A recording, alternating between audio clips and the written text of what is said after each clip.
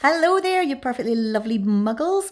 My name is Sarah. I'm reading from Harry Potter and the Philosopher's Stone by J.K Rowling. This is the second part of the other chapter I started yesterday, The Potions Master. Things did not improve for the Gryffindors as the potions lesson continued. Snape put them all into pairs and set them to mixing up simple potions to cure boils.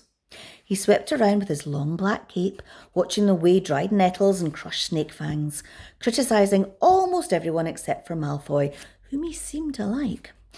He was just telling everyone to look at the perfect way that Malfoy had stewed his horned slugs when clouds of acid green smoke and a loud hissing filled the dungeon.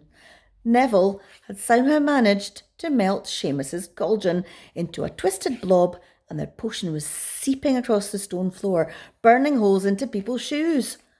Within seconds, the whole class were standing on their stools, while Neville, who'd been drenched in the potion when the cauldron collapsed, moaned in pain as angry red boils sprang up all over his arms and legs.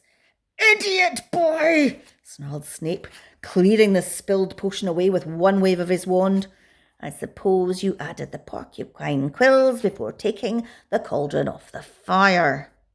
Neville whimpered as boils started to pop up all over his nose.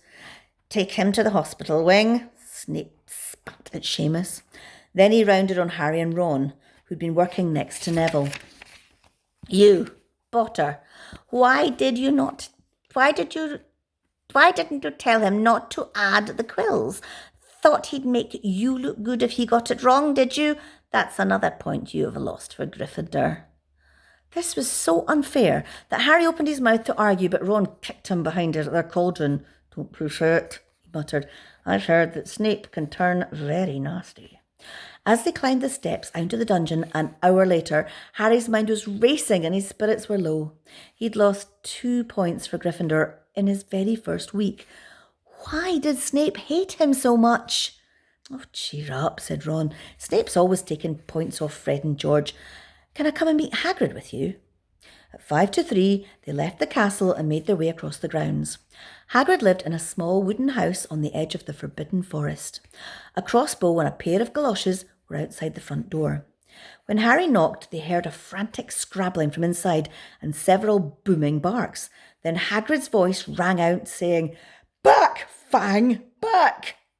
Hagrid's big hairy face appeared in the crack as he pulled the door open. "Hang on," he said. "Back, Fang!" He let them in, struggling to keep hold of the collar of an enormous black boarhound. There was only one room inside. Hams and pheasants were hanging from the ceiling. A copper kettle was boiling on the open fire, and in the corner stood a massive bed with a patchwork quilt over it. "Make yourselves at home," said Hagrid, letting go of Fang, who bounded straight at Ron and started licking his ears. Like Hagrid, Fang was clearly not as fierce as he looked. "This is Ron," Harry told Hagrid, who was pouring boiling water into a large teapot and putting rock cakes onto a plate. "Another Weasley, eh?" said Hagrid, glancing at Ron's freckles. "I spent half my life chasing your twin brothers away from the forest." The rock cakes almost broke their teeth, but Harry and Ron pretended to be enjoying them as they told Hagrid all about their first lesson. Fang rested his head on Harry's knee and drooled all over his robes. Harry and Ron were delighted to hear Hagrid called Filch that old git. "And as for the cat, Mrs. Norris, I'd like to introduce her to Fang sometime. Do you know, every time I go up to the school, she follows me everywhere. Can't get rid of her. Filch puts her up to it." Harry told Hagrid about Snape's lesson. Hagrid, like Ron, told Harry not to worry about it, that Snape liked hardly any of the students. "But he seems to really hate me." "Rubbish," said Hagrid. "Why should he?" Yet Harry couldn't help thinking that Hagrid didn't quite meet his eyes when he said that. "How's your brother Charlie?" Hagrid asked Ron. "I liked him a lot. Great with animals." Harry wondered if Hagrid had changed the subject on purpose. While Ron told Hagrid all about Charlie's work with dragons, Harry picked up a piece of paper that was lying on the table under the tea cosy. It was a cutting from the Daily Prophet. "Gringotts Breakin' latest. Investigations continue into the break-ins at Gringotts on 31 July, widely believed to be the work of dark wizards or witches, unknown. Gringotts goblins today insisted that nothing had been taken. The vault that was searched had in fact been emptied the same day. But we're not telling you what was there, so keep your noses out if you know what's good for you, said a Gringotts spokesgoblin this afternoon. Harry remembered Ron telling him on the train that someone had tried to rob Gringotts, but Ron hadn't mentioned the date. Hagrid, said Harry, that Gringotts break-in happened on my birthday. It might have been happening while we were there. There was no doubt about it. Hagrid definitely didn't meet Harry's eyes this time. He grunted and offered him another rock cake. Harry read the story again. The vault that was searched had in fact been emptied earlier that same day. Hagrid had emptied Vault 713. Well, if you could call it emptying. Taken out that grubby little package. Had that been what the thieves were looking for?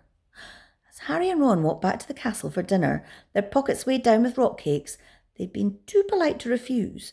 Harry thought that none of the lessons had so far given him as much to think about as had tea with Hagrid. Had Hagrid collected that package just in time? Where was it now? And did Hagrid know something about Snape that he didn't want to tell Harry? Well, what do you think?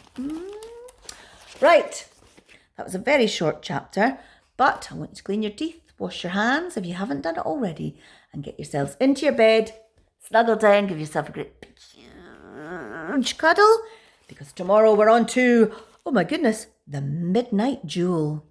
Night night.